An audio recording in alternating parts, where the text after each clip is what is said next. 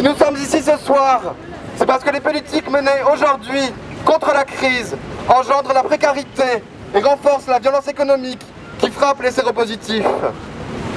Réaliser des économies au détriment du service de santé publique, geler les prestations sociales, c'est pénaliser les malades les plus précaires en les privant de soins essentiels.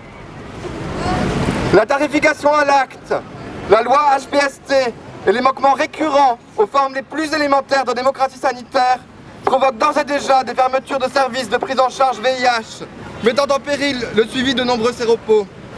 La précarité, que ce soit en termes de revenus ou en termes de logement, entrave encore davantage, si cela était nécessaire, l'accès aux soins de pléthore de malades.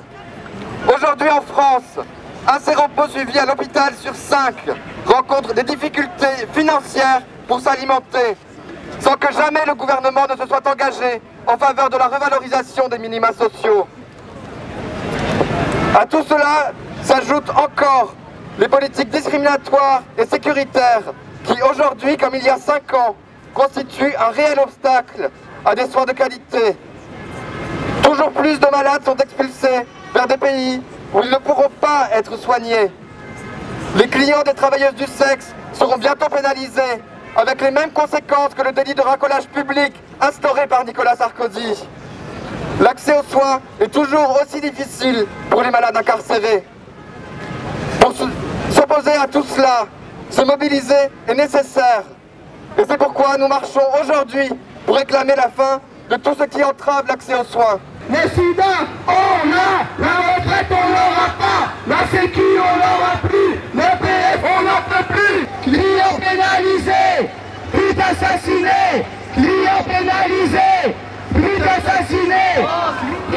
Sans papier, des droits qui respectent les choix. Sida, on meurt, l'indifférence demeure. Sida, on meurt, l'indifférence demeure. Chaque année, ici ou ailleurs, et malgré la disparition il y a 1 an de Bruno Pascal, nous tenons à ce que ce moment ait lieu pour rappeler au public que les victimes du sida ne sont pas des statistiques, des chiffres qu'on oublie, mais qu'il s'agit d'êtres chers, des proches, des copains, des copines de galère et de joie, inscrits dans la vie et fauchés prématurément. Bernard Sellier est le dernier de cette cruelle liste. Je voudrais juste dire ici ma profonde émotion, mon respect et ma reconnaissance vis-à-vis de cet homme qui s'est battu avec autant de pugnacité contre le virus et pour une plus grande visibilité des séropositifs. Nous lui dédions aujourd'hui cette cérémonie du patchwork. Ces victimes à qui nous rendons hommage sont notre façon de mener notre combat, pour ne pas oublier leurs noms. Ces noms, on ne les gueule pas, mais ces noms gueulent pour nous. Michael, Ernest, Jean-Claude, Romuald, François Darbonnet, Johnny, Sébastien, Andrew, Philippe, Emmanuel Dreuil, Sophie, Jean-Loup, Dominique, Albertin, Bernard, Gilles, Saïd, Maryse, Corinne, Alain, Anne, Jean-Paul, Pietro, Christian, Daniel, Luc, Jean-Pierre Monté, Jean-Claude Davister, Coco, Marco, Laurent Tourner, Sakina, Noël, Marc Anguenot, Franck Chéquin, Patou, Jacques, Nouriel, Laurent, Pierre, Bruno, José Samson.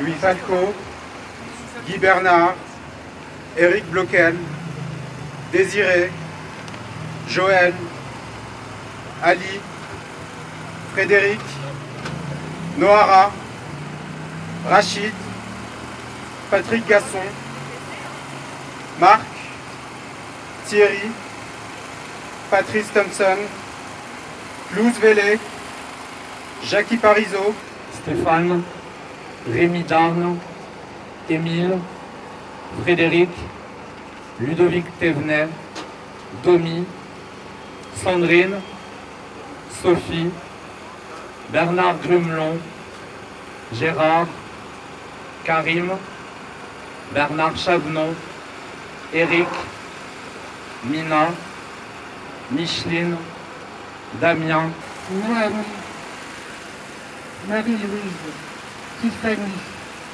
Salomé, Jean-Jacques V, Maude, Laurent, Harold, Charlie, Jean-Louis, Maude, Bruno Pascal Chevalier, Bernard Sellier. Le sida, c'est la guerre, acte en colère. Le sida, c'est la guerre.